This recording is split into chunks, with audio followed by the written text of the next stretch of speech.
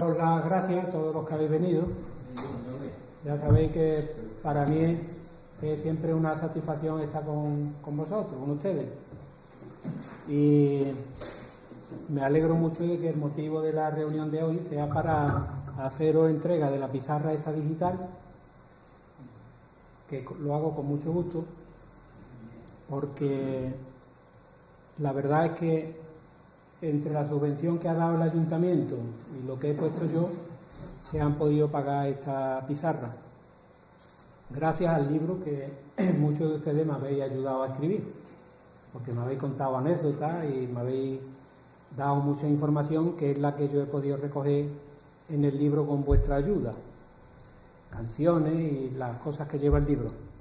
Entonces, lo que quería comentaros también, que me quedan todavía ejemplares del libro, así que si podéis, en las Navidades fomentéis que se regalen los libros. Los libros, además, un regalo es para toda la vida. Y otras cosas pues se regaláis, por ejemplo, los gastos que hay lo mismo que se reciben se pierden en poco tiempo, pero los libros normalmente se conservan. Ese es un libro, además, que es un libro de consulta para tenerlo en la casa y debe de durar mucho tiempo. Bueno, pues ya veis que la pizarra es una pantalla que es interactiva. Interactiva quiere decir que tú puedes actuar con ella, que no es como la de un ordenador que fija y sale lo que sale. Aquí puedes tú escribir, puedes dibujar, puedes utilizarla para llegar a internet, sacar cosas de internet por aquí, ver vídeos, etcétera, etcétera. Entonces, vamos a empezar para no demorarnos mucho. La idea es que ya sabéis que os voy a hacer entrega de la pizarra digital con equipos de sonido, el proyector y el ordenador aquel. Y ya he comentado antes que eso ha sido posible gracias a las crónicas del año de las crónicas del Coronil, que se están trabajando desde el año 2005, que ya empezamos Pepe Gómez, Antonio Pérez y algunos amigos a trabajar en eso, en ese proyecto de ese libro. El agradecimiento al ayuntamiento, porque ha colaborado con el 16% de la edición, han pagado ellos. Y yo, como no quería ganar ningún dinero con ese libro, lo mismo que todos los que me han ayudado, ha sido de una forma altruista también. Yo quería que el trabajo de esos años fuera para la comunidad a la que pertenezco, para el Coronil, lo mismo que la gente que me ha ayudado. Entonces, ya he comentado antes de que a ese dinero del ayuntamiento hemos añadido un poquito para que se pudiera comprar la pizarra digital. La pizarra digital, el ordenador, entre todos juntos sale aproximadamente por 2.500 euros, para que lo sepáis. Ahí tengo también la factura por si alguien tiene curiosidad de verla o lo que sea. También agradecer al catedrático de la Universidad de Sevilla, Antonio Miguel Bernal Rodríguez, que es de aquí del Coronil, es paisano nuestro, y que fue Premio Nacional de Historia en el año 2006. Él hizo el prólogo del libro y me ha dado también la ayuda que le he solicitado. Y, por supuesto, la parte más importante de todo esto es el apoyo que he tenido siempre del aula abierta de mayores, tanto de los que estáis aquí como otros que no pueden estar aquí con nosotros ahora, por circunstancias de que están viviendo en otro sitio o tienen otras ocupaciones. Entonces, mi agradecimiento a todos vosotros. Hoy quería yo hablaros de las capacidades mentales y la comunicación. Y para eso vamos a seguir más o menos el guión que tengo hoy establecido. Que vamos a ver cómo han ido cambiando los soportes comunicativos desde la época de la prehistoria hasta nuestros días, hasta la pizarra digital que tenemos aquí delante. Y vamos a ver también cómo el desarrollo de las comunicaciones ha ido en paralelo con la evolución de la especie humana. Y vamos a ver también la relación que tienen las capacidades mentales y el lenguaje, que es la comunicación, y el impacto que va a tener o que está teniendo las comunicaciones audiovisuales en nuestras capacidades mentales. Ya sabéis que hemos pasado de esa época, que había las pizarras, eran como ya las que habéis tenido en la escuela, vosotros, y yo también, las pizarras de madera, encerradas de madera, donde se escribía con tiza. La pizarra y el pizarrín, que eran los pizarrines de manteca o de grafito, y el borrador, que era un trapito. Pues de eso hemos pasado a las nuevas tecnologías que tenemos ahora. Además, este paso se ha dado en unos 40 o 50 años, tampoco es mucho más atrás. Perdón, 50 o 60 años. Pues la pizarra interactiva, ya veis las cosas que permite, hacer anotaciones manuscritas, después guardarlas si se quiere, lo que se anote aquí se puede guardar, se puede dibujar en colores, se pueden hacer figuras geométricas, ¿sí? Sirve para proyectar vídeos y además lo mejor que tiene es que la luz, como sale de dentro para afuera, no estorba que haya luz en el medio ambiente, pierde un poquito de calidad pero poca.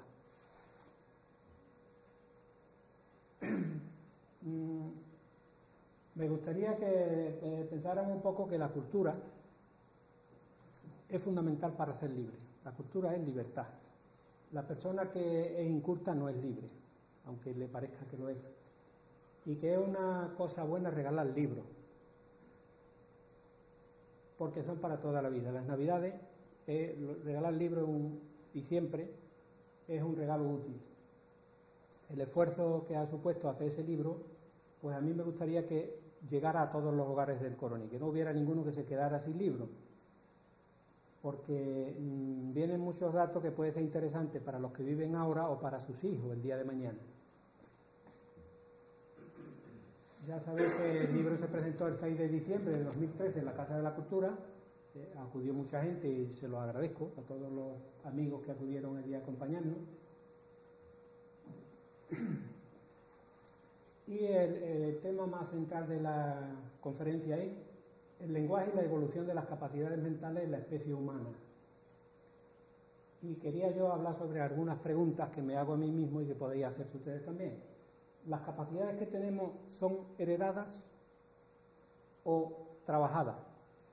Porque evidentemente nosotros nacemos con una genética, con unas capacidades de herencia, pero hace falta trabajarla.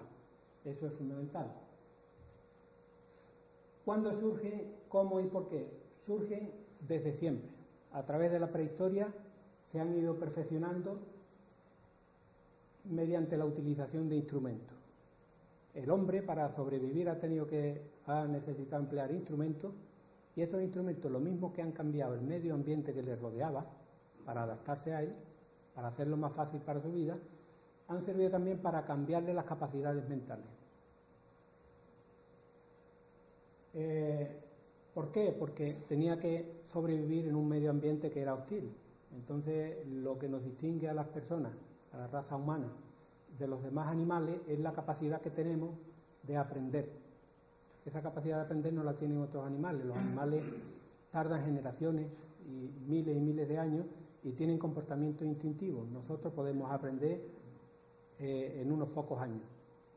Desde que tenemos 2 o 3 años hasta que tenemos 10 o 12 aprendemos muchísimas cosas. Los animales es distinto. Una pregunta que podemos hacernos, pero ¿esto cómo ha sido? Un cambio, poco a poco hemos ganando terreno, poco a poco hemos ido ganando capacidades mentales, ¿sí? Y al mismo tiempo también esas capacidades mentales no han sido solo una cuestión de cantidad, sino de calidad. Las características que íbamos tomando en nuestro cerebro. La necesidad es la partera de la historia. La lucha por la supervivencia de los más aptos, de los individuos más aptos, es lo que permite que esos genes se transmitan a las generaciones futuras, a la siguiente. La especie humana primero se plantea satisfacer las necesidades primarias que tiene. Las necesidades primarias son comer, guarecerse de la inclemencia y reproducirse. Eso es lo primero que se plantea la humanidad al nivel que tenían, porque lógicamente la inteligencia que tenían esos homínidos, esos seres humanos, pero todavía cercanos al reino animal no son las mismas que tenemos nosotros ahora. Nosotros ahora tenemos unas capacidades que ellos no tenían. Después veremos por qué. Ya comenté antes que el potencial estaba en el uso de los instrumentos. Los instrumentos que utilizamos desde la mano que tenemos la oposición del pulgar a los 4 dedos, nos permite coger herramientas, fabricar herramientas. Pero al mismo tiempo que estamos fabricando herramientas para transformar el mundo, los animales se adaptan. Nosotros transformamos el mundo para que el mundo se adapte a las necesidades que nosotros tenemos. Es una diferencia cualitativa, de calidad, muy importante. Pero al mismo tiempo, usar los instrumentos, como por ejemplo el lenguaje, no solamente transforma el medio ambiente. El lenguaje, por ejemplo, hace que la gente reaccione dependiendo de lo que yo digo, sino que al mismo tiempo que yo estoy empleando ese instrumento que es la comunicación, o un instrumento para cambiar el medio ambiente, como puede ser una azada, por ejemplo, un arao, al mismo tiempo también mi capacidad mental va cambiando con esos inventos que voy haciendo. Y el lenguaje se va perfeccionando en la medida que lo vamos utilizando desde pequeñito, desde niño. Entonces, los instrumentos transforman el exterior, pero nos transforman también a nosotros.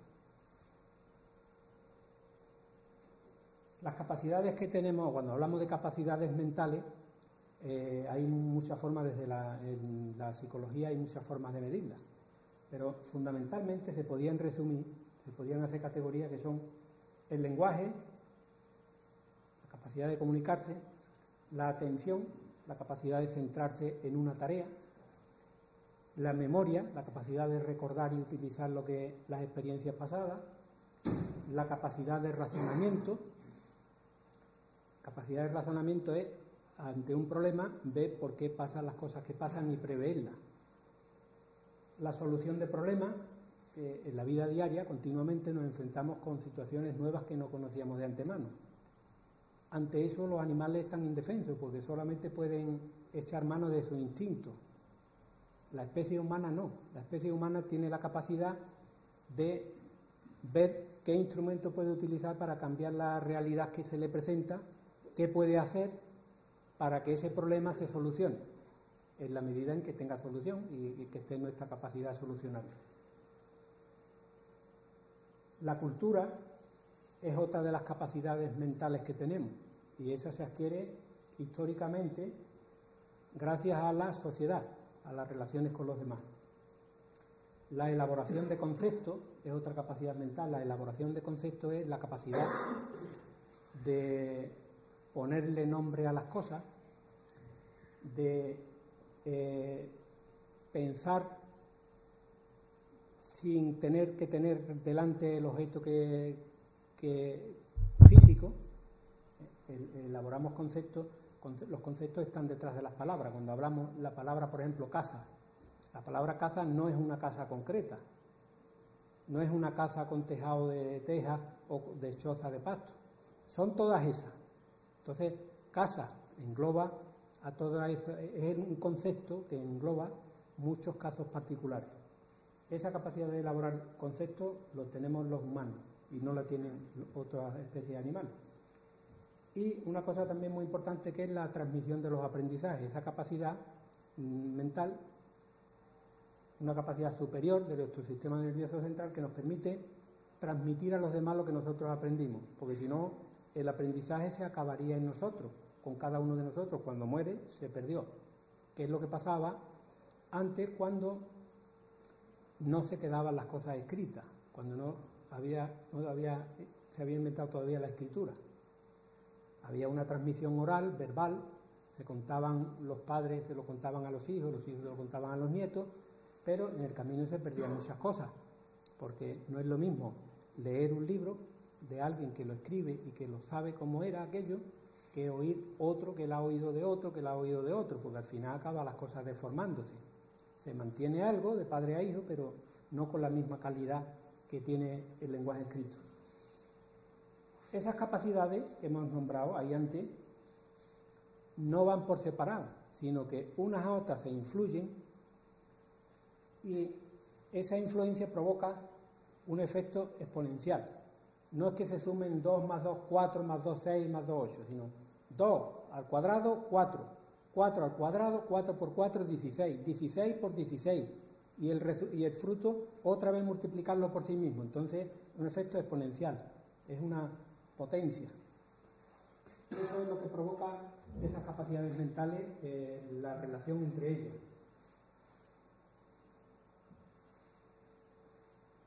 Cuando hablamos de especie humana, tenemos que tener en cuenta de que nosotros somos una parte mínima de lo que es un año cósmico. Si se hiciera, hay autores que han elaborado la teoría de decir, desde que la Tierra, el universo empezó a existir, hasta nuestros tiempos, en realidad, si se hiciera una equivalencia con un año cósmico, resulta que en enero sería cuando se produjo el Big Bang y el surgimiento del universo. Después, eso en el mes de enero de ese año cósmico. Después en mayo sería la formación de la Vía Láctea, por ejemplo. La aparición de las plantas sería en noviembre. En diciembre, el día 29 de diciembre ya, que ya es final de año, que falta un día para que acabe el año, aparecerían los dinosaurios. Y el día 31 aparecerían todos los tipos de homínidos que hay. Nosotros nacimos el último día, pero nacimos el último día además en el último minuto.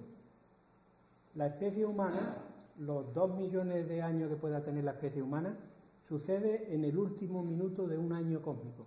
Y no somos nada, en el universo somos nada. Y por ejemplo, en esos últimos segundos del último día del año, del 31 de diciembre, lo que aparece en nosotros, por ejemplo, el Imperio Romano estaría 5 segundos antes de que acabara ese minuto. Y el descubrimiento de Colón, pues ahora lo veremos con un poco más de detalle. Sí, el descubrimiento de América. Entonces, nosotros ocupamos una porción mínima del espacio y del tiempo. Aquí se ve un poco más ampliado ya la parte humana. Entonces vemos, por ejemplo, que la prehistoria, que empieza hace 2 o 3 millones de años, eso varía según los autores, cuando aparece el hombre, solamente 3.500 años antes de Jesucristo aparece la escritura, más o menos, eso según las culturas. No es lo mismo cuando se habla de historia, no es lo mismo la historia de Andalucía o de la península ibérica que la historia de los pueblos americanos, ni la historia de China. La historia es la historia de cada pueblo concreto. No hay una historia universal, hay distintas historias, lo mismo que hay distintas vidas en cada uno de nosotros. Cada uno es como es y no tiene nada que ver con el vecino. Pues la escritura aparece en el año 3500 a.C. Los yacimientos de Atapuerca en Burgos, que calculan que los homínidos que hay en España entran aproximadamente hace 1 millón de años. Estábamos hablando el último minuto, los últimos segundos del año cósmico. En Altamira, las cuevas de Altamira, con esas pinturas tan bonitas que hay, estuvo habitada desde 22.000 años durante 22.000 años, desde el año 35.600 al 13.000 antes de Jesucristo estuvo habitado aquello. Pero estas cantidades son 20.000 años, 22.000 años.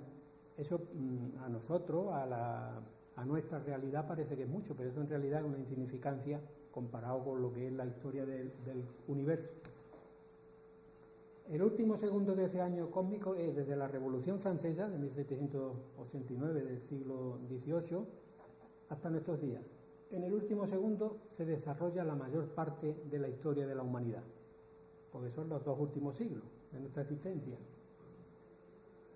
Para poner un ejemplo de distancia, la historia de la humanidad, de aquellos 2 o 3 millones de años, equivale a ir desde aquí a Alemania, que hay 2.000 kilómetros. Y en los últimos 500 años hemos hecho el recorrido, por ejemplo, de aquí al cementerio. Eso sería el equivalente en distancia. Ahora se está yendo también los jóvenes a Alemania a trabajar y los otros, los más mayores, nos iremos también al cementerio. Es paralelismo que hay también. Pues esto es la época de la prehistoria. Hay una época de la piedra antigua, después hay una época media, una época nueva de la piedra, ya la piedra es pulimentada en vez de tallar, aparecen los metales, el cobre, el bronce y el hierro. El cobre es una aleación con el estaño, es lo que se fabrica después bronce, y el hierro, eso sucede ya, como quien dice, hace nada, 4.000 años antes de Jesucristo. Esto es lo que comentaba antes sobre el uso de los instrumentos. Los homínidos, los hombres primitivos, utilizan los instrumentos como mediación entre él y el medio ambiente. Y transforman el medio ambiente y al mismo tiempo se transforma él mismo. Esta criatura, cuando va aprendiendo que la piedra se puede fabricar más con ella, puede servir para cazar un animal y darle otras utilidades, al mismo tiempo que la va usando, va desarrollando su capacidad mental. Esto ocurre en un proceso dialéctico, histórico, y al mismo tiempo también en un proceso dialéctico biográfico. Es decir, la historia va cambiando dependiendo de las circunstancias ambientales, va cambiando lo mismo, una cosa parecida a cómo cambian los individuos. Entonces hay una evolución de la especie, una evolución filogenética de la especie humana desde esos primeros homínidos hasta ahora, y hay también una evolución ontogenética en nosotros mismos desde que nacemos, las capacidades que vamos adquiriendo y las que vamos perdiendo. Y eso es una lucha continua, un proceso continuo de mejora de nosotros mismos y de la sociedad a la que pertenecemos. Algunas veces a lo mejor no somos tan inteligentes como parece porque no hacemos las cosas bien hechas, pero esa es la evolución filogenética y ontogenética de la especie humana. La génesis del pensamiento está en el uso de materiales mediadores, de herramientas de trabajo y sobre todo del lenguaje verbal y el escrito. Eso es lo que desarrolla las capacidades mentales superiores. Porque primero, la primera tarea era sobrevivir y luego después vendrá ya la filosofía y la ciencia. Cuando se tiene mínimamente garantizada la supervivencia con la comida y con el abrigo y la ropa, los homínidos empiezan a hacerse preguntas, empiezan a decirse, ¿qué es la muerte? ¿Por qué uno que estaba aquí conmigo antes deja ya de existir, ya no puede venir conmigo, se queda muerto en el suelo? ¿Eso qué es? ¿En qué se diferencia la muerte del sueño nocturno? Porque yo de noche, él piensa, el hombre primitivo dice, yo de noche, o mi mujer o mis hijos se acuestan a dormir, tú lo ves desde fuera y parece que está muerto, está durmiendo, y sin embargo después se despierta. Entonces el hombre empieza a hacerse preguntas, ¿será la muerte lo mismo que el sueño? ¿Tendrán los difuntos un despertar? ¿Qué es lo que pasa con los que mueren? ¿Dónde van? ¿O qué queda de ellos? Y entonces hacen paralelismo por superstición, por los conocimientos que tenían, empiezan a hacer paralelismo entre lo que ellos conocían y el sol como fuente de luz y de vida. Ellos dicen, por la mañana cuando sale el sol, empiezan los pajarillos a moverse, se escucha la vida, parece que se reaviva. De noche está todo, menos los pájaros nocturnos y eso, está todo muerto, ¿no? Está todo parado. Incluso las mismas personas que están durmiendo se despiertan y ya están vivas, están activas. Entonces pensaban al principio que el amanecer y despertarse del sueño era lo mismo que les pasaría también a los difuntos, porque cuando los difuntos morían, ellos seguían viéndolos en sueños. Ellos soñaban esa capacidad, tenían esa capacidad. Ellos se acordaban de sus familiares, de la gente que habían conocido, de las batallas que habían tenido, y las veían de una forma distinta a como es lo físico, lo natural, porque no se podían tocar, pero ellos lo veían en sueños, lo mismo que nosotros cuando soñamos vemos las cosas como si fueran verdad. Entonces, ellos pensaban que había un alma, algo, que estaba mucho más allá de lo físico y que cuando las personas o los animales o las cosas desaparecían, seguían teniendo existencia. Lo que pasa que en otro plano. Eso después veremos un poquito más de este tema. Entonces, la especie humana tiene que adaptarse y controlar el medio ambiente, porque tiene que controlar los ciclos vitales. Él tiene que aprender que la agricultura se produce en unas estaciones y en otras estaciones no hay. Tiene que hacer reservas de alimento para cuando llega la época en que no hay alimento. Aprende a darse cuenta de que las plantas que nacen espontáneamente él las puede controlar y sembrarlas. Y ahí aparece la agricultura o la ganadería. Aprende que no hace falta estar cazando un animal un kilómetro y kilómetros detrás de él, sino que puede coger las crías y algunas se adaptan a vivir de forma doméstica, alimentarlas y luego después consumirlas. Así va apareciendo la agricultura y la ganadería. Estos cambios de medio ambiente se van dando también al mismo tiempo en el cerebro. Hay zonas del cerebro que son más antiguas y otras que son más modernas. Más antiguas, que son comunes a otras especies de animales, y más modernas, que son características de las personas. Por ejemplo, las áreas del habla, no puedo acercar mucho porque si no pasa la siguiente. El área del habla es el área de Broca, que es la expresión, la capacidad que tenemos de expresar lo que pensamos. Y hay otra área, que es la de Wernicke, que es la de comprensión, que es la que nos permite entender lo que nos están diciendo. Cuando hay lesiones, cuando tenemos un accidente o cualquier cosa, un traumatismo, podemos perder alguna de esas funciones. Hay personas que se les olvida hablar porque tienen daño en esa zona cerebral. En fin, cada parte del cerebro tiene su especialidad. Y la base del sistema nervioso central son las neuronas. Esas son las células del sistema nervioso central. Las neuronas son unas células especiales. Son especiales porque tienen una forma distinta a las demás. Y son especiales también porque las tenemos en el cerebro, nacemos con ellas, con todas, cuando nacemos, y las vamos perdiendo a medida que vamos envejeciendo, tenemos traumatismo y ya no se regeneran más. Las demás cosas sí, un corte en la piel se regenera, las células neuronales no. Y las células neurales tienen la particularidad de que transmiten impulsos nerviosos de unas a otras, y esa comunicación es lo que permite las capacidades mentales que tenemos. A través de los axones y de las sinapsis, las terminaciones nerviosas, porque las células se comunican unas con otras, las células nerviosas, gracias a unas transmisiones químicas y eléctricas, que son las que permiten las capacidades mentales, la memoria, el habla, todo lo que hemos estado viendo, gracias a las neuronas. Esto es una neurona en realidad. Este sería el cuerpo de las neuronas y estos son los axones y las dendritas.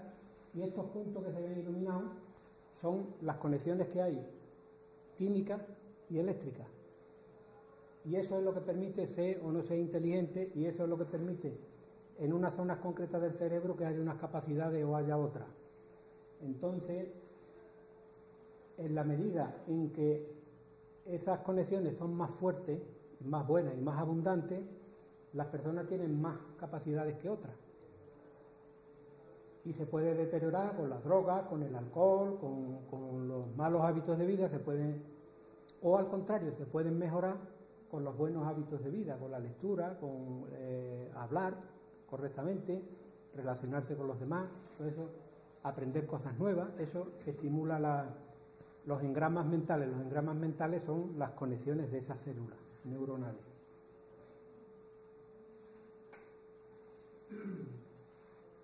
Cuando se plantea o nos planteamos el lenguaje y la inteligencia, ¿son exclusivos de la especie humana o los demás animales hablan?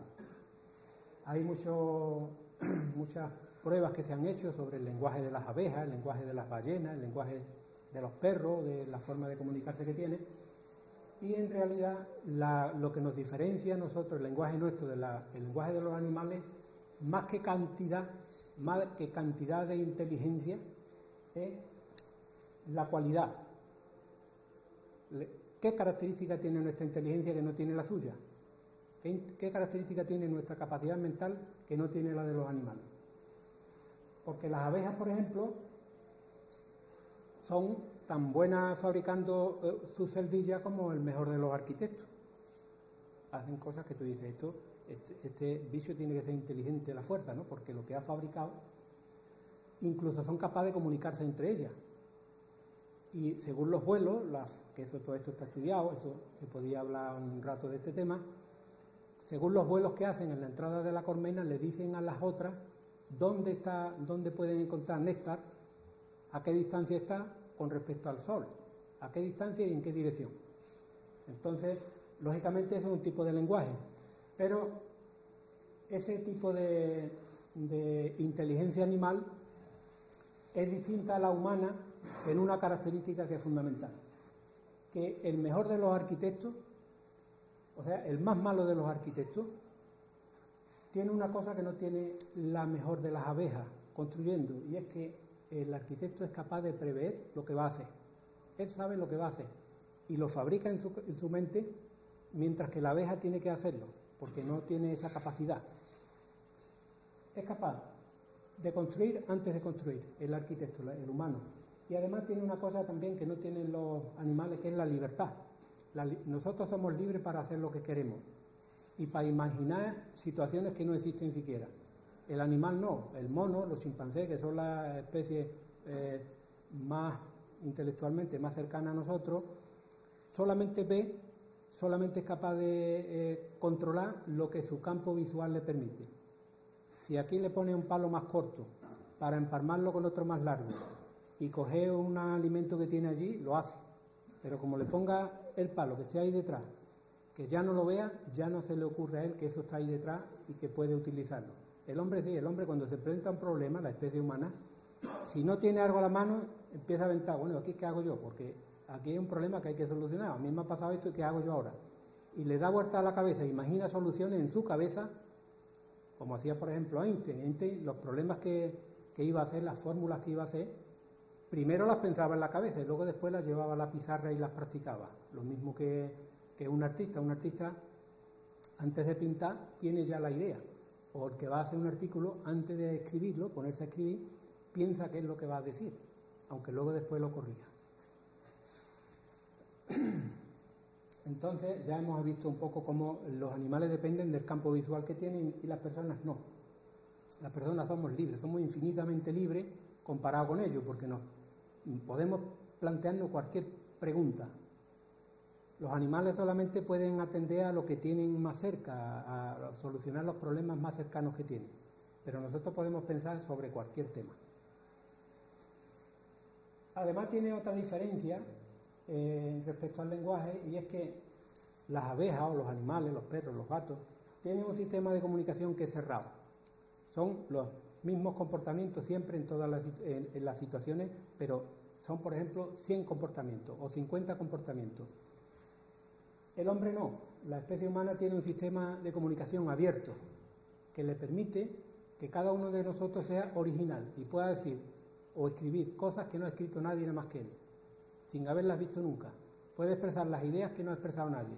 Los animales no. Los animales solamente pueden expresar lo que ha visto en otros animales, en los padres o los antecedentes que tenían. Esas capacidades se desarrollan dependiendo del momento histórico en el que están viviendo, porque nosotros somos esclavos de nuestro tiempo también. Los hombres prehistóricos que hemos visto antes no tenían las oportunidades que tenemos ahora. Los niños que se criaban en los años 30 no tienen las mismas oportunidades que tienen los niños de ahora, porque somos un fruto de la sociedad que nos rodea y del momento histórico que tenemos. Y en función de eso desarrollamos las capacidades. Desarrollamos la capacidad de elaborar conceptos naturales, que son los que van ligados a la realidad palpable, a lo que vemos, a lo que nos muestran los sentidos, y tenemos también la capacidad de desarrollar conceptos científicos. Pero el concepto científico, que es ya un concepto más elaborado, necesita pasar por la escuela. Una escuela, sea del tipo que sea, pero necesita escolarización. Un hombre que se cría en una sociedad reducida, en un rancho, por ejemplo, y ahí vive siempre, o que se cría en un poblado de la selva, lógicamente, si no tiene acceso a la escuela, a la enseñanza científica, no puede desarrollar esas capacidades superiores de formación de conceptos científicos. La escuela es clave. Por eso es tan importante que se aprovechen los primeros años de un niño. El niño que no se desarrolla cuando puede, difícilmente va a desarrollar todas las capacidades cuando sea adulto, porque ya el cerebro tiene una atrofia que no le van a permitir desarrollarse bien y tendría que emplear mucho más esfuerzo para llegar al nivel que podría haber llegado si hubiera tenido los medios adecuados. El agua hay que recogerla cuando llueve, no cuando uno quiere. Entonces, por eso la oportunidad que pierden los niños en época escolar es muy lamentable, porque ese atazo lo tienen ya siempre. O al contrario, esa ventaja la tienen siempre.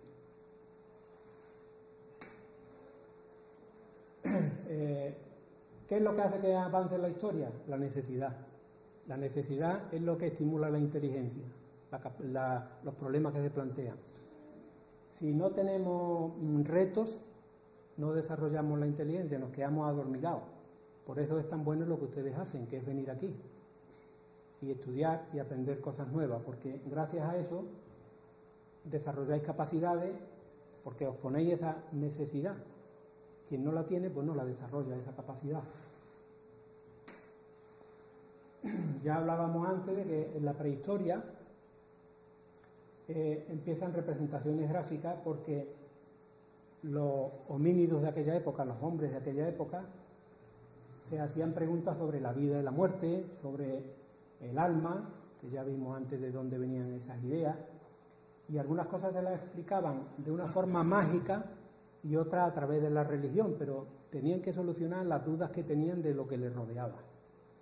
Y así empiezan a hacer las pinturas rupestres, esas son las primeras representaciones gráficas que pueden considerarse un antecedente de la escritura de ahora.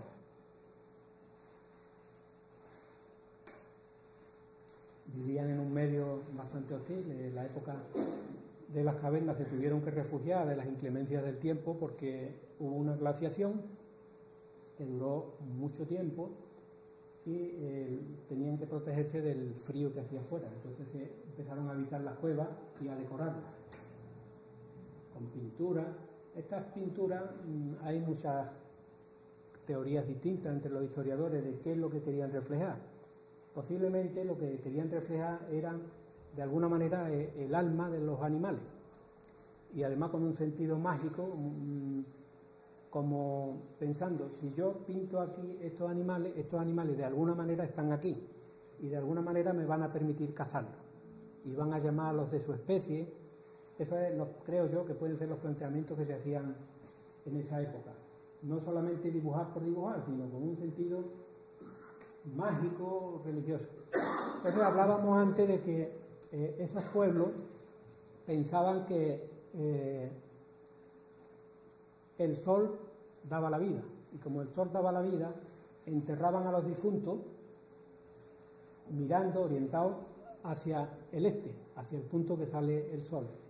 Esto es un enterramiento musulmán, pero la historia de los hombres prehistóricos es la misma. Los yacimientos que descubrió la abusadera Feliciano Candao Pizarro, la abusadera y cosas ahí en el Barranquillo Mamola y eso, que habla en su libro de la prehistoria de la provincia de Sevilla.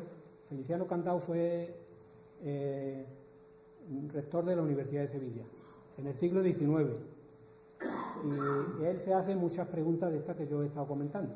Entonces, en esa época se enterraban a los difuntos así, mirando al sol, para que rápidamente, pensaban que de alguna manera el alma, cuando llegaba al sol, los revivía y podían resucitar a la vida. Los musulmanes siguen empleando más o menos esa orientación hacia la Meca, que es el este, en los que estamos aquí viviendo en la península ibérica, y tienen unas normas también para enterrar a los difuntos. Todo eso posiblemente tenga esa herencia en la prehistoria. Ya os he comentado que posiblemente representaban de una forma mágica, empleaban magia, un conjuro para tener la presencia de los animales cerca.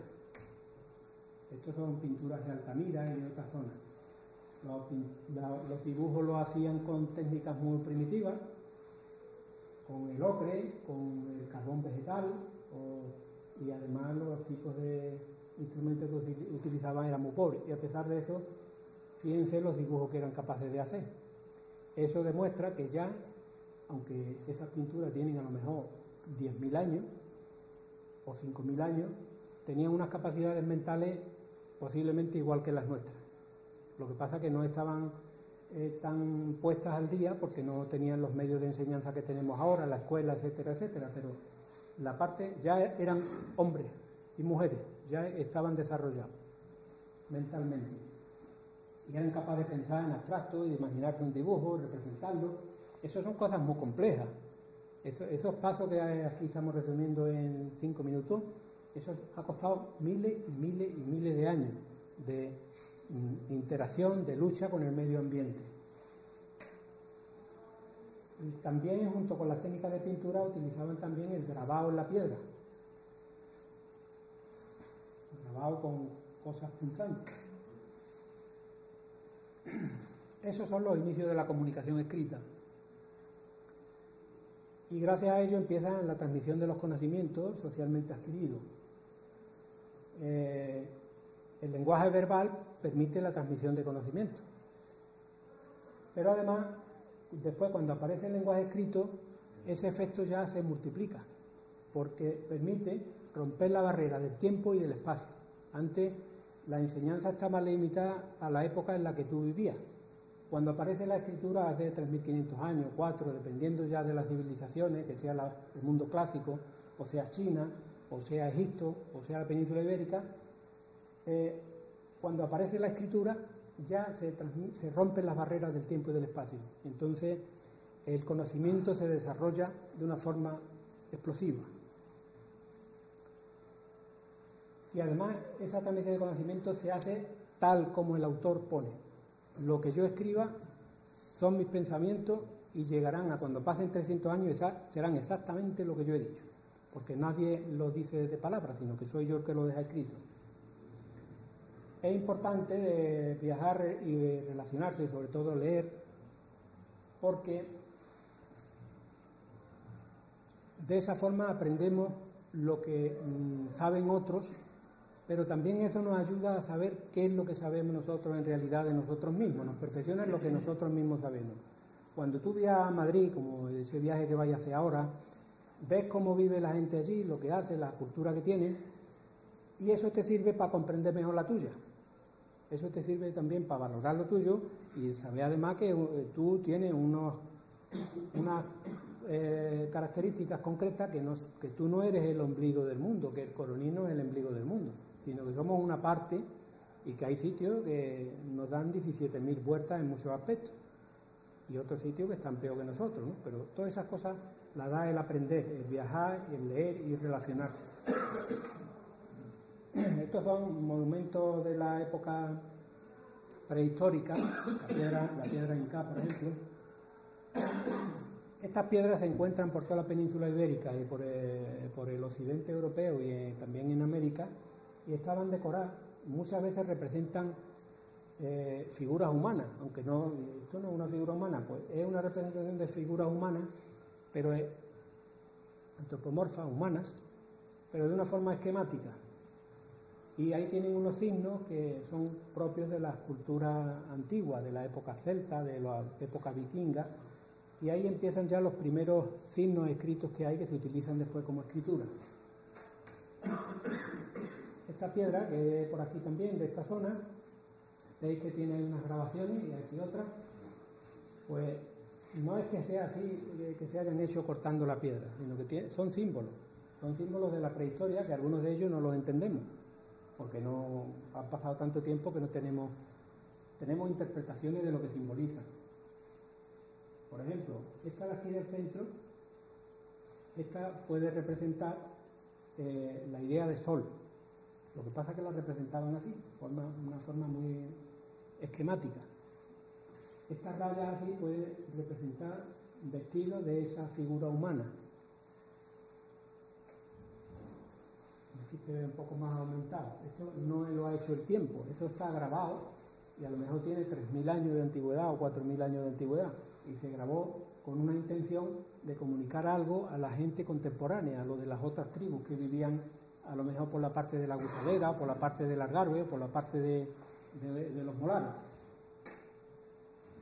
Pues, y dice, ¿esto es verdad o no es verdad? Pues sí, porque hay piedras de estas que se conservan un poco mejor y tú ves los restos de la figura y dices, ¿eso representa un hombre? Pues sí, representa un hombre, eso que se ve ahí. Y hay autores como estos que cito ahí, o Silvestre López Jurado, que son estudiosos de estos temas y las interpretan y las pasan para que los demás podamos verlas. Esta piedra que está aquí grabada, aquí ya sí vemos lo que representa, porque la han hecho ellos. Representa a un guerrero con las armas, la espada, la lanza, una aguja de coser, el peine, el escudo, en fin, las cosas que en aquella época se valoraban. Tiene a lo mejor 3.000 años. ¿Para qué se hacían esas cosas? Pues hay teorías distintas, porque hay la arqueología, como no son conocimientos que nos llegan directamente, son prehistóricos, no había fuentes escritas que dijeran qué significa eso, se hacen interpretaciones, entonces posiblemente eran delimitaciones territoriales, eran como señalando territorios. O también podían tener un significado de lápida funeraria. Esas dos son las teorías más importantes que hay. Esta costumbre de grabar lápidas se ha conservado hasta nuestros días, para nuestros difuntos. No es una cosa descabellada que fueran lápidas, porque se han conservado. De la misma forma que los padrones y los mojones de las carreteras marcan las delimitaciones territoriales, pues igual, pueden tener su origen aquí perfectamente. Esto es de la época romana.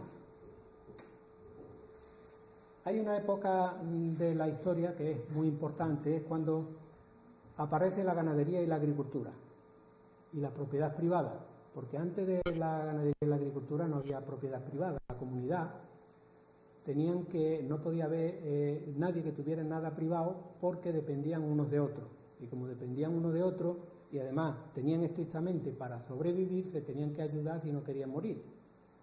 El que era más bueno cazando tenía que compartir con las crías del otro, porque si no había cría no había sucesión, y cuando él fuera viejo no había quien le diera de comer. Entonces dependían uno de otro, las comunidades dependían uno de otro y no había propiedad privada. Cuando aparece la agricultura y la ganadería, se produce una liberación, hay un exceso de producción. Ese exceso de producción lo coge el propietario. Entonces, por esa parte, él se libera, tiene más tiempo libre, pero a cambio esclaviza al trabajador que tiene. De hecho, la agricultura en sus orígenes eran los esclavos los que la trabajaban. Los dueños de la tierra y eso, lógicamente, no trabajaban. Eso es un paso muy importante porque permite tener tiempo libre. Cuando se está viviendo todo el día para comer, que es lo que pasaba en la posguerra, por ejemplo, en los años 30-40, solo lo que está pensando es para comer. No había tiempo libre para dedicarse a estudiar ni para pasearse como tenéis ahora los que estáis jubilados. Igual pasaba en esa época. Gracias a ese tiempo libre se inventa la escritura.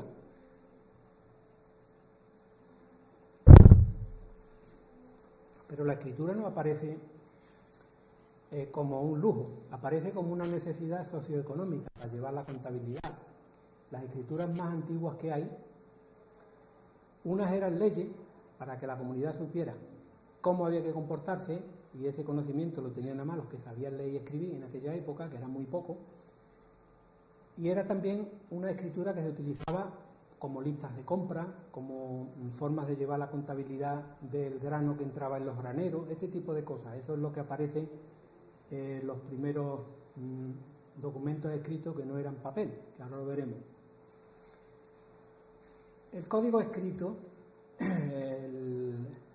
necesita unos soportes físicos y mentales. Físico porque necesita ponerse en algo, en papel, en piedra, en cera, en lo que sea. Y mentales porque tiene que tener capacidad el que lo utiliza para saber qué significa ese signo que está viendo. Hay un signo que tiene un significado y para eso tiene que tener una capacidad mental. Porque está usando signos abstractos, que son abstractos, porque una A, una E, una I, eso es un signo abstracto. Eso, por ejemplo, los chinos, los signos que tienen los chinos, nosotros no tenemos ni idea de lo que significa. ¿Por qué? Porque son signos que representan una realidad que está en nuestra cabeza y que nosotros aprendemos gracias al aprendizaje en las escuelas y con los demás. Y además cada cultura tiene lo suyo.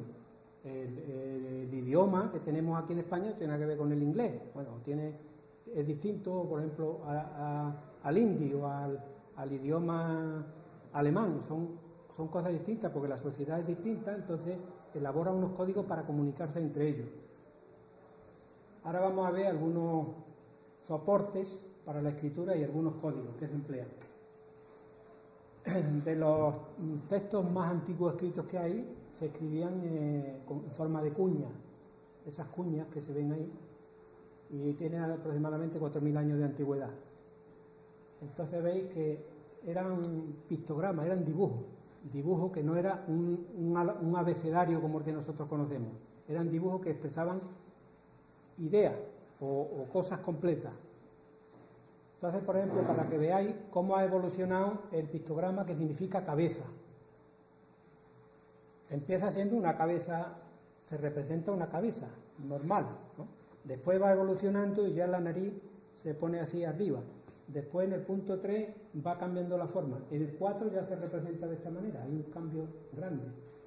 Y finalmente cabeza se escribe así, en las culturas de Mesopotamia.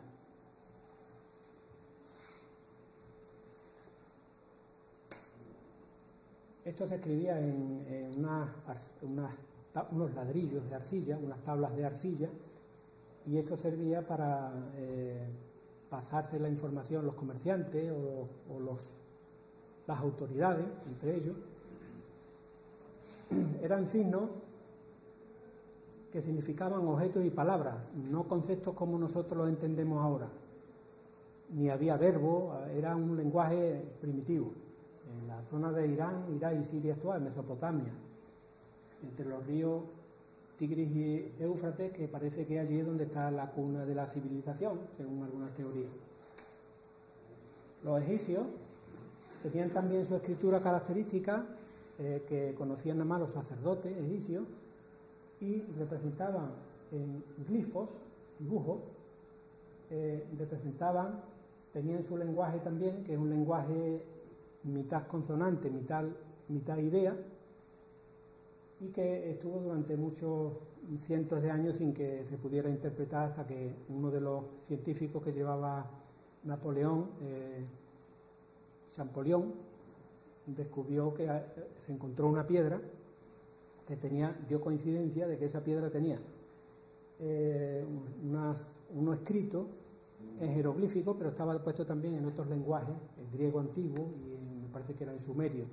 Entonces por ahí él dice, pues esto debe de significar lo mismo. Empezó a hacer averiguaciones, a hacer pruebas, a hacer esto y lo otro, hasta que llegó a descubrir cómo había que identificar, cómo había que interpretar esos signos, y lo consiguió.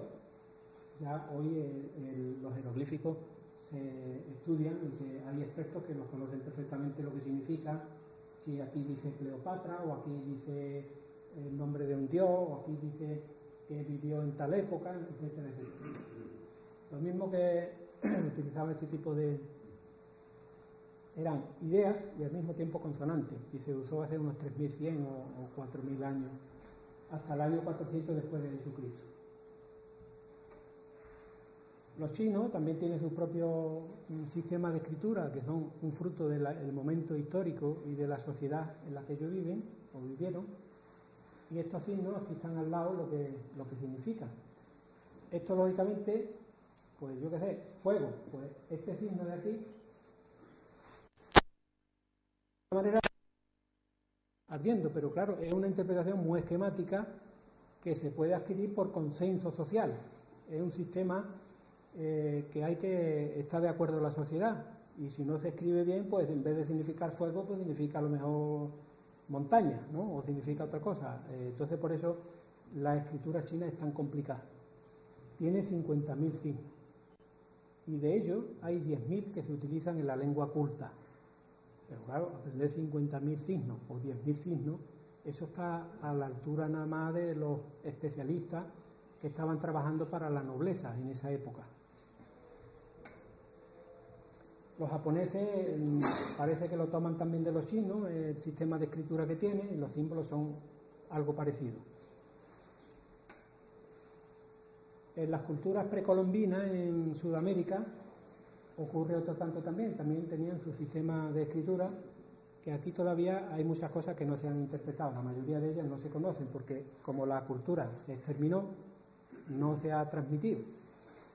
En la época en que empezaron los españoles a colonizar aquello, alguien tenía que haberse preocupado de recoger esta información para poder interpretarla, porque aquí está su calendario, su sistema de creencias, está su cultura. Esta ya un poco más tardía, es del 1200 al 500 antes de Jesucristo, según las culturas, las mayas, las incas, los aztecas. Entonces ya hemos visto que un paso muy importante fue cuando los fenicios inventan el alfabeto. Reducen esos 50.000 signos que tenían los chinos, los reducen a un sistema que con 27 letras es suficiente. Nuestro abecedario, con 27 letras es capaz de expresarlo todo, hasta los pensamientos más complejos que se pueden ocurrir. Y además es completamente abierto. De manera que cualquiera puede escribir lo que no ha escrito nadie antes que él. De hecho, los buenos escritores son capaces de poner en marcha nuestra imaginación, porque son cosas que no sabíamos, no conocíamos. Hay una teoría que dice que aquí en Andalucía ya se utilizaban algunos de estos signos mucho antes de que lo descubrieran los fenicios.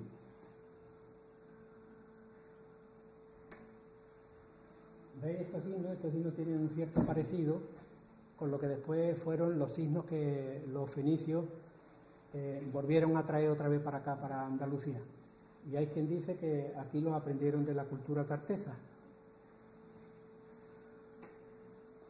De esta zona, la cultura tartesa estaba en el valle del Guadalquivir hasta Huelva, los Alcores, en fin, toda esta zona de por aquí. Y con el sistema de numeración decimal pasa lo mismo. Los números es una convención social porque, claro, se plantea el problema de que hay que contar. ¿Cómo se cuenta? Pues los romanos tenían su sistema de numeración, pero no conocían el cero. Entonces los indios sí lo conocían. Y los árabes los traen aquí a la península ibérica porque lo habían aprendido en la India, el concepto de cero. Y llega a Europa por Al-Ándalus, por Andalucía. Entonces, en la base de nuestra numeración decimal hay numeraciones, por ejemplo, los códigos que emplea el ordenador son códigos binarios, 1, 2, 1, 2, 1, 2. Nosotros empleamos del 0 hasta el 9. Entonces, ese sistema de numeración se basa en la base 10 y sus potencias. Los números tienen una posición. Fijarse lo que hay que cavilar para eso, para llegar a descubrir eso, de que la cifra tiene un valor relativo dependiendo de la posición que ocupa. El 9 es 9, pero si está en el sitio de las unidades, como está en el sitio de las decenas ya no es 9, es 90. Y si está en las centenas ya no es 90, son 900. Entonces llegar a esa capacidad de con 10 números ser capaz de expresar todas las infinitas cantidades, eso significa el avance tan grande que ha tenido que tener la inteligencia. Los soportes que ha tenido la escritura, en los últimos tiempos hemos pasado, en ese último segundo del año cósmico que comentábamos antes, hemos pasado prácticamente en el último minuto desde la piedra hasta el ordenador, ¿no? Esas tablillas eran las tablillas de cera donde aprendían a escribir los niños romanos y los griegos. Incluso esas tablillas son prácticamente igual que las que habéis empleado ustedes en el colegio. Lo que pasa es que esas son de cera y las otras eran de pizarra con un pizarrín. Entonces, fijarse que el estilo, que es el nombre que tenían en la época romana, en realidad es un bolígrafo con borrador, con goma, de los que traían los americanos aquí en la base, los primeros que empezamos a ver aquí en el Coroní. Pues ya en la época romana los tenían ellos, tenían el punzón para escribir y la paleta para borrar lo escrito. Los soportes que empleaban ya en esa época ya no era piedra, ya se había pasado el pergamino, que se hacían con feto de animal antes de que naciera, porque era más valorado, se mataba, se cogía la piel de la cría para hacer pergamino, y sobre ese pergamino se escribía. Pesaba menos que una piel más gorda ya. También se utilizaba el papel, que se extraía en Egipto, por ejemplo, del papiro, una planta que crece allí mucho en el Nilo, o papel de otras fibras, como las palmeras o otras, hasta llegar al invento del papel de celulosa, que viene también de China. Se escribe mejor sobre él. ¿Veis la tablilla? En la época romana o griega era casi idéntica a las nuestras.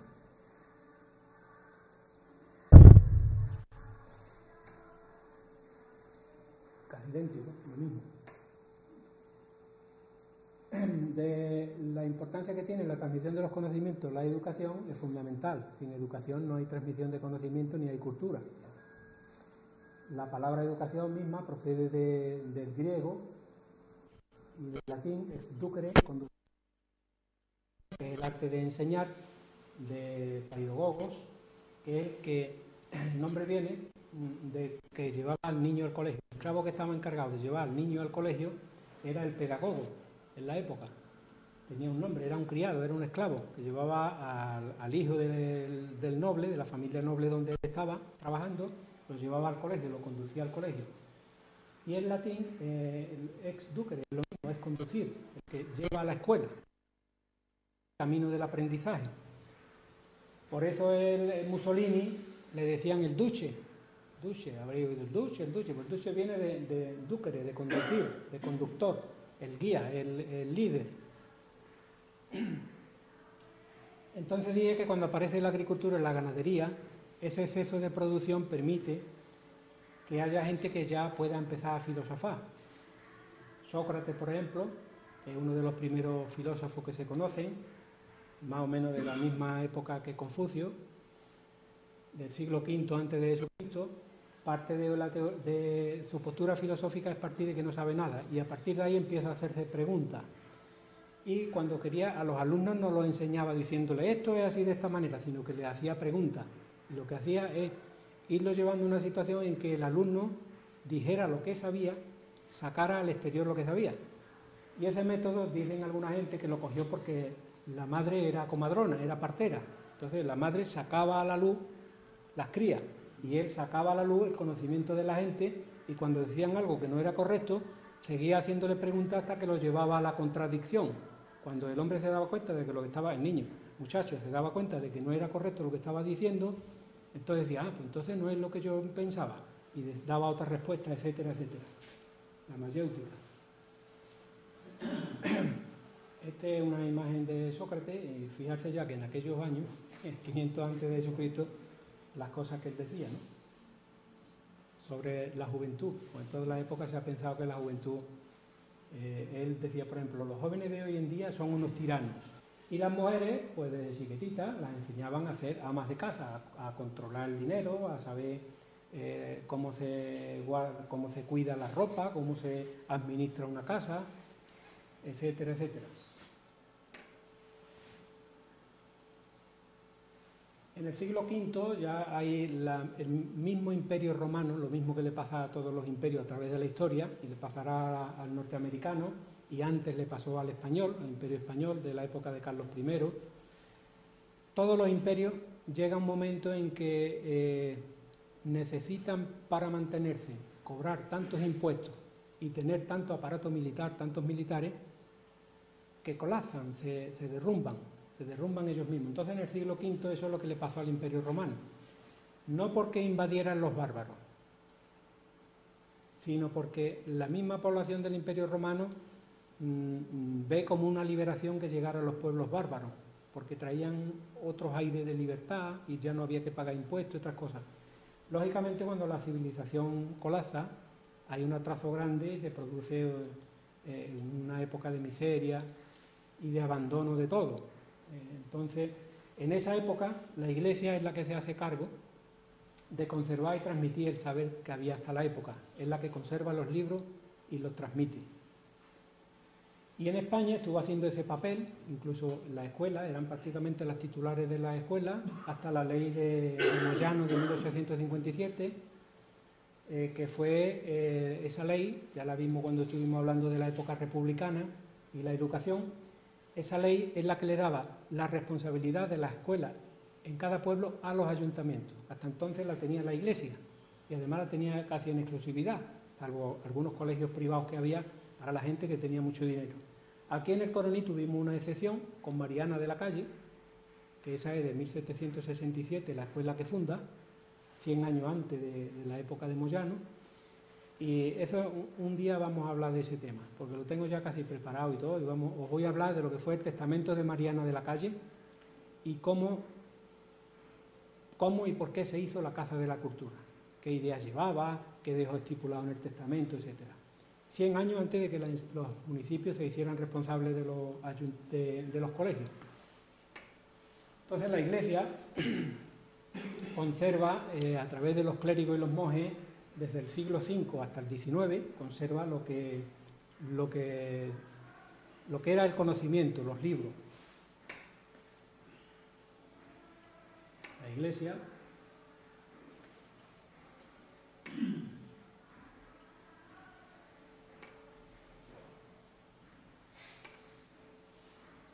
en los monasterios se dedicaban a copiar los libros. Lo que había lo copiaban para que no se perdieran. Se los vendían a los nobles, que le pagaban por hacerlo, se los pasaban a otros conventos. Sobre todo eran obras de todos los tipos, eran religiosas y también científicas.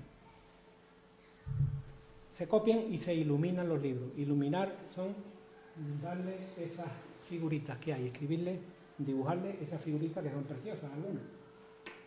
Se pasaban ahí los años enteros copiando, porque copiar un libro de esto a mano, imaginarse lo que es.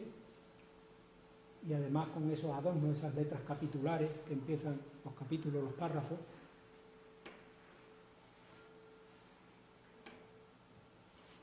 Fijarse, por ejemplo, este libro, las miniaturas que tiene dibujadas, es una obra de arte.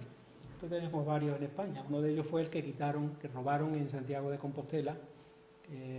Oiríais hablar de aquello que después apareció. Son libros muy antiguos y muy valiosos. Los libros eran tan grandes, esto es tamaño normal. Esto me parece que fue en el monasterio de Yuso, ¿no? Donde lo hicimos, la foto. Fijarse los libros al tamaño de comparado con esa mujer. Entonces, para leerlo, los ponían a lo mejor 3 copias del mismo libro en ese artilugio que se llama un facistol, para que todo el coro pudiera cantarlo. Y se iban pasando las páginas o se iba girando el libro y así iban siguiendo la oración o el cántico todos los que había, porque eso lógicamente un libro de eso no es para tenerlo leyéndolo, eso hay que ponerle el soporte. Y después, una cosa curiosa aquí es que cuando las sillas estaban recogidas en las cátedras, la cátedra que es la silla que tenían los obispos, las autoridades,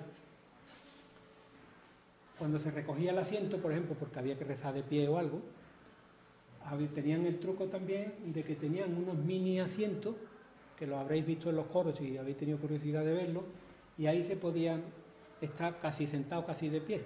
Y como estaban tapados con la sotana, pues no se veía que estaban descansando. Los que eran los monjes que ya eran más mayores, que no podían estar tanto tiempo de pie ni podían estar sentados porque es una falta de respeto en una ceremonia religiosa.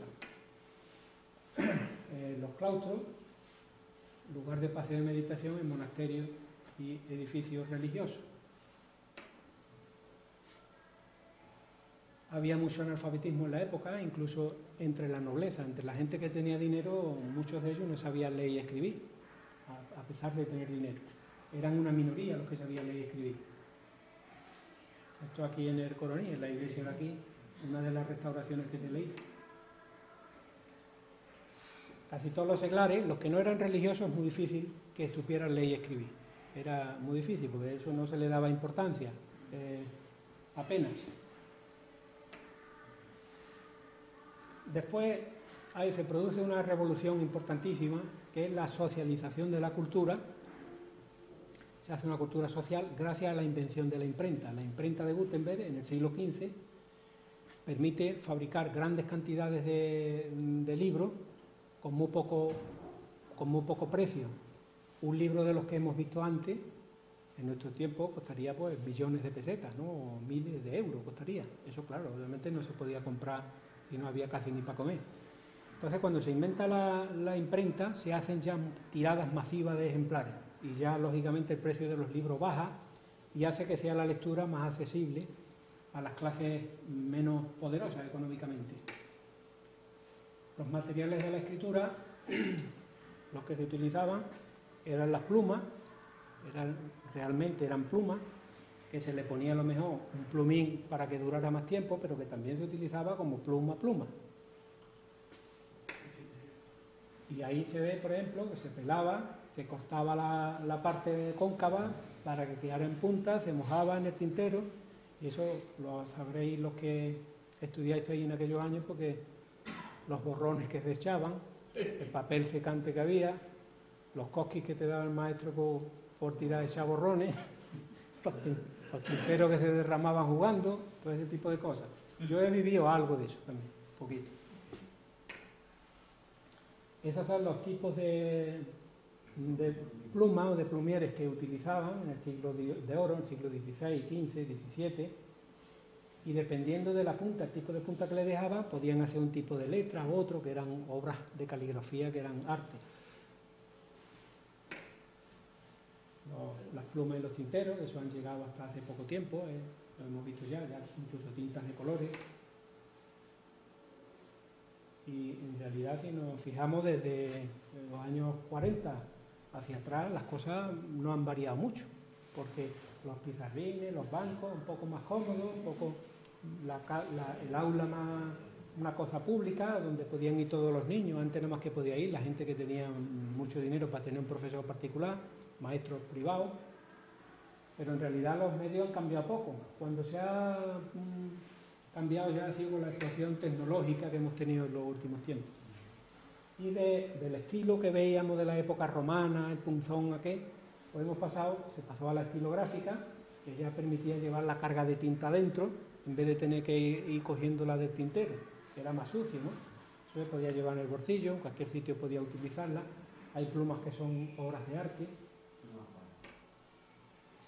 Y después, pues ya eso se va masificando cada vez más, hasta que se hace lo más accesible posible, que los bolígrafos. Los bolígrafos son baratísimos y además son limpios y lógicamente ha reemplazado a las plumas estilográficas. Las plumas estilográficas es ya una cosa de gusto de tenerla, pero realmente pues, esto es más funcional y 10.000 veces más barato tenerlo. A finales del siglo XIX empezó ya a producirse la explosión de los medios de comunicación, los equipos de megafonía, la televisión, ya 19 y 20, el cine, la fotografía.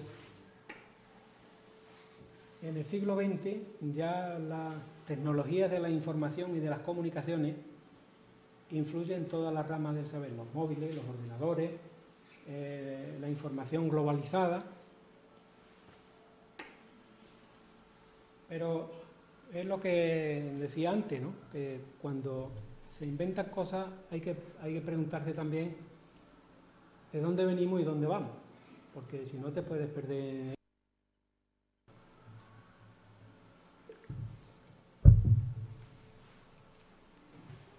Hemos visto de dónde venimos desde la prehistoria y cómo se han desarrollado capacidades mentales que algunas de ellas son envidiables. Por ejemplo, el nivel que tenían los escritores del siglo XVI o del XV o del XVII ya quisieron tenerlo los escritores de ahora. El nivel de Cervantes o de Lope de Vega o de Calderón de la Barca o de Quevedo, ya quisieran tenerlo los escritores de ahora. Hay muy buenos escritores también, pero que no siempre lo moderno es mejor. Entonces hay que preguntar de dónde venimos y a dónde vamos. Hay que preguntarse para saber, porque las preguntas siempre, cuando tú te haces una pregunta te abres puertas a la imaginación, al pensamiento, a la reflexión. Y hay que tener mucho cuidado también, porque las preguntas son las que nos van a dar a nosotros las capacidades mentales de las que hablábamos al principio.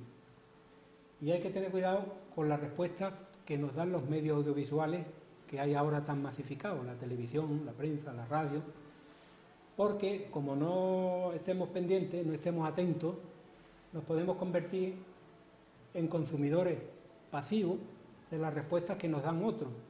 Y si no seleccionamos quién son los que nos dan las respuestas y ponemos cualquier cadena, o leemos o escuchamos cualquier emisora, nos podemos encontrar con que nos dan respuestas que no nos convienen, no nos interesan y no nos sirven para nada, nada más que para embrutecer el cerebro y la capacidad que tenemos. Porque los medios de comunicación, como todo, no son asépticos, no son neutrales. No son neutrales, ni son inocuos, ni son inofensivos. Pueden hacer mucho daño. Porque muchos de ellos, muchas de estas cadenas, tienen condicionantes económicos y tienen unos objetivos. Saben qué quieren hacer con la gente, cómo quieren que piense, qué les puede dejar dinero más o menos, y esas ideas las inculcan. Inculcan la idea de consumir, por ejemplo, determinados productos, de crear necesidades que no existen. Entonces, cuando se escucha la radio o televisión, eso hay que pensar, ¿esto me conviene o no me conviene? ¿Es bueno para mí o no es bueno para mí? Después pasa otra cosa también. Estamos con los periféricos estos, los ordenadores, los móviles, las calculadoras, que ya van en los móviles también. Estamos haciendo externos capacidades que antes eran internas. Ya confiamos más en la calculadora que en nuestra capacidad de hacer cuentas. Ya confiamos más en la memoria que tiene el ordenador que en la memoria nuestra. Ya nos acostumbramos a utilizar un tipo de lenguaje en los móviles que no es el que tenemos nosotros cuando hablamos viéndonos de cara a cara. Utilizamos otro lenguaje. Entonces, externalizar esas capacidades mentales es peligroso, porque los hombres primitivos, los niños y los analfabetos tienen capacidades mentales sin desarrollar todavía. Pueden provocar también los medios de comunicación externos que tengamos una memoria voluntaria escasa o nula, porque ya confiamos demasiado en la memoria del ordenador y no memorizamos nosotros, no nos esforzamos en memorizar. Tenemos también la atención dispersa y volátil, cambiable, porque si nos acostumbramos al mando a distancia de la televisión, sin querer, ese tipo de comportamiento lo aplicamos también a nuestra vida. Entonces aprendemos a cambiar continuamente, a tener teléfono mirándolo por un lado y la pantalla de la televisión por otro, a estar comiendo y no estar hablando. Entonces llega un momento en que esas cosas nos van a ir provocando, es la teoría que yo tengo, nos van a provocar una dificultad en la concentración, en la capacidad de concentración, en las tareas y en los objetivos que nos ponemos. Y además nos va a faltar el hábito, que hay que creárselo desde chiquitito, desde que se está en el colegio, el hábito de controlar la voluntad y de tener constancia en las cosas. Porque si nos acostumbramos a cambiar continuamente de canal, a mirar aquí, mirar allí, y ir pasando todas las cosas, bombardeo de imágenes, sin pensar, sin saber lo que estamos haciendo, pues se va perdiendo esa capacidad de constancia y de concentración. Además también perdemos vocabulario, y al perder vocabulario perdemos capacidad de categorizar la realidad, de hacer categorías, de hacer conceptos de las palabras, hacer conceptos de las cosas, de los estímulos que hay. Y podemos volver a los conceptos espontáneos de las épocas anteriores de la prehistoria o de las edades infantiles o de personas que no han tenido la oportunidad de estudiar. Entonces, de alguna manera, yo creo que la explosión tecnológica puede provocar, además en pocos años, y está provocando ya en la gente joven, que la explotación tecnológica vaya en contra del desarrollo de la inteligencia. Si no se sabe utilizar, puede ir contra las capacidades mentales, la explosión tecnológica. El concepto natural es lo que aprendemos de las imágenes, de las cosas físicas, y el concepto científico lo aprendemos a través de la escuela. Pero después del concepto natural, que es la fase inicial de los niños, pasar al concepto científico, que es ya de los niños cuando ya tienen una instrucción, ¿qué va a venir después?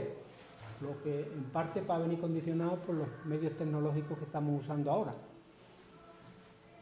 Entonces podemos pasar de tener instrumentos mediadores abstractos como conceptuales, como el lenguaje, la imaginación, nuestra memoria.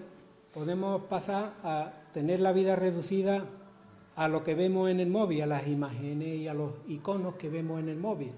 Eso es un empobrecimiento de nuestras capacidades, aunque no nos parezca, pero eso es muy posible que pase así.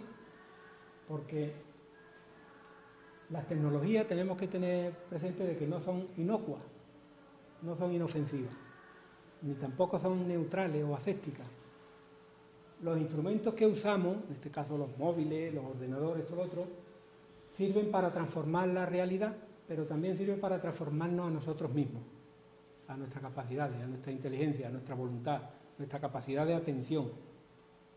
Y hay que pensar muy seriamente este tema, porque si tocamos un botón y tenemos la respuesta, ya no hace falta que ejercitemos la inteligencia para tenerla nosotros. Entonces no tenemos capacidad de pensar en abstracto, de pensar en una cosa general, un problema filosófico, una poesía,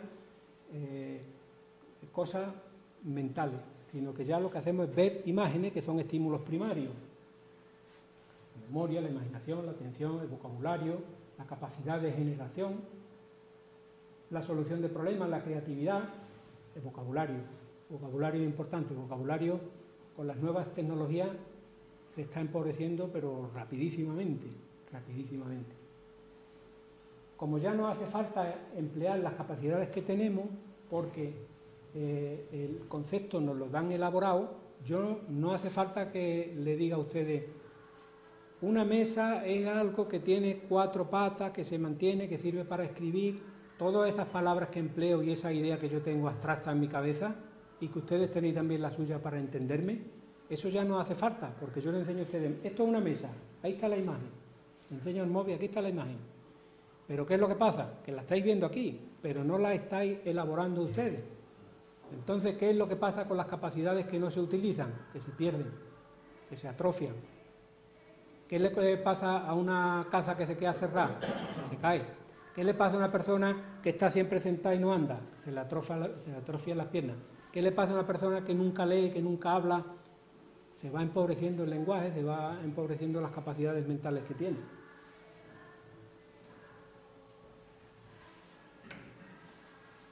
Por ejemplo, bueno, pero esto es verdad, sí. Eso, por ejemplo, es un lenguaje de WhatsApp que se emplea ahora, que emplean los jóvenes para comunicarse unos con otros.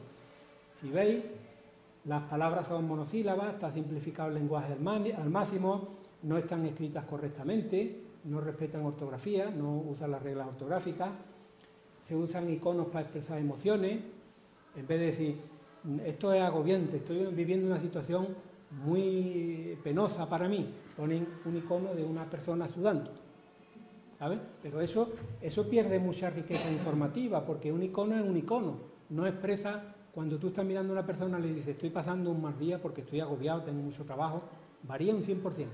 La calidad de la comunicación se ha empobrecido muchísimo. Por ejemplo, otra cosa, las palabras se reducen al mínimo, a la mínima expresión.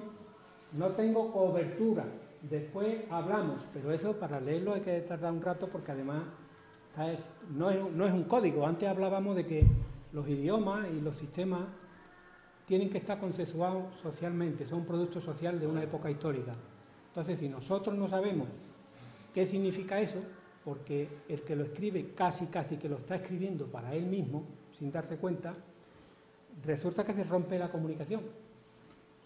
Ustedes habéis oído hablar de la Torre de Babel y lo que provocó que los pueblos no sabían hablar unos con otros, que se confundían los idiomas. Eso en parte está pasando con las nuevas tecnologías. Cuando no se sigue un sistema, unas normas, cuando no se escriben las palabras correctamente, el lenguaje se deteriora. Ya no sabemos muy bien lo que estás diciendo. Incluso podemos equivocarnos al interpretarlo. Y el uso de este tipo de signos, etc.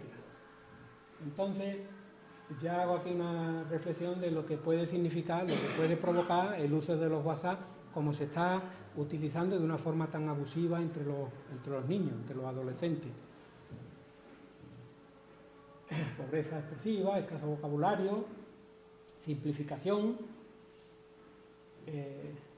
Entonces se están convirtiendo, en vez de ser una comunicación social, que es la que tenemos, por ejemplo, nosotros ahora mismo, o cuando hablamos con el vecino, se está convirtiendo casi en monólogo colectivo, igual que en la época de que hablaba Piaget en el lenguaje egocéntrico, que es una de las etapas por las que pasan los niños. Los niños chiquititos que tienen 2 años, 3 años, los veis que hablan solos, están hablando solos, ¿verdad?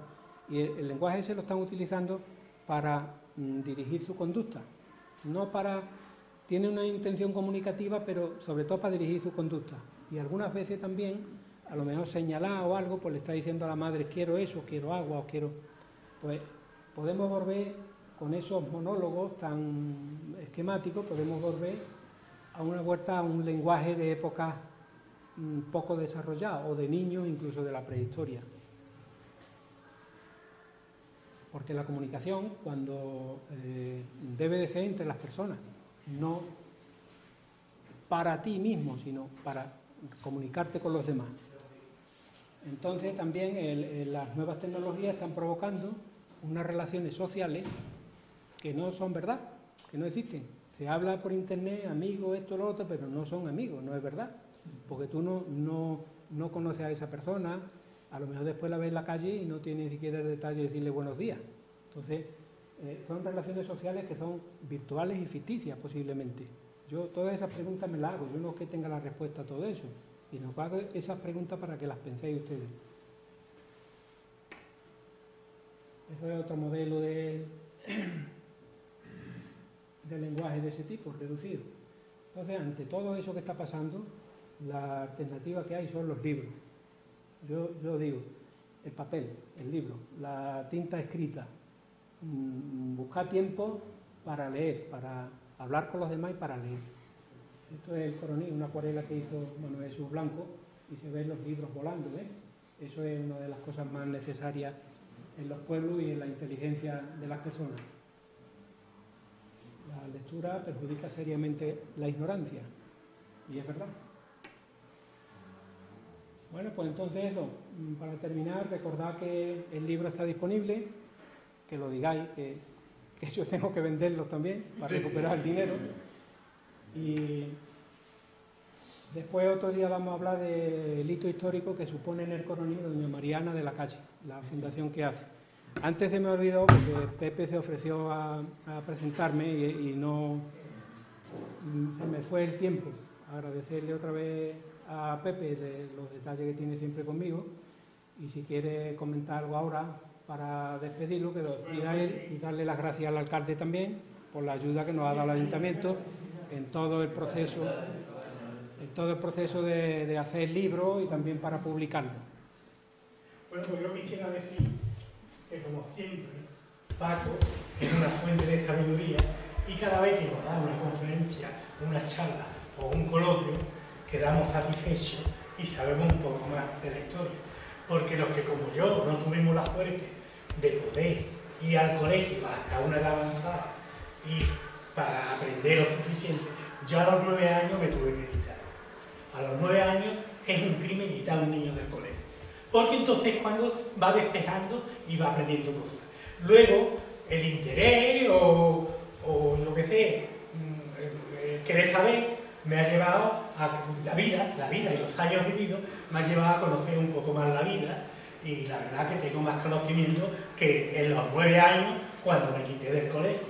Pero no obstante, es una asignatura que tengo pendiente, que ya no la podré cumplir, porque yo siempre decía que cuando yo me jubilara quisiera tener un sitio donde ir a la universidad, empezar unos estudios que no pude tener. Yo no tengo ni los estudios primarios. Y es vergonzante, al decir lo que estamos, decir que hay una persona que anda por el mundo que no tiene ni los estudios primarios. Tengo los conocimientos adquiridos con el pasado de la vida, pero nada más. Así que Paco es un ejemplo que debemos de seguir. Nació en una familia numerosa, de condición humilde, pero su empeño por aprender y por conocer más allá le llevó a estudiar la carrera universitaria que tiene. Pero él no deja, como todas las personas, que tiene esta inquietud que ha tenido y tiene él. Él es un gran investigador. Esto nos lo ha demostrado con el libro de Crónicas del Coronel. Nos lo ha demostrado en ciertas charlas que ha dado aquí, que te lo agradecemos muchísimo, un montón, los mayores, que tú vengas y te dignen venir voluntariamente a hablarnos y a poner tus conocimientos a nuestro alcance. Así que, Paco, te doy la enhorabuena, te digo que tienes mucha suerte con haber conocido a la mujer que es todo dulzura, educación y talento, y vive una vida muy feliz. Que Dios te dé muchos años de vida y que no decaiga.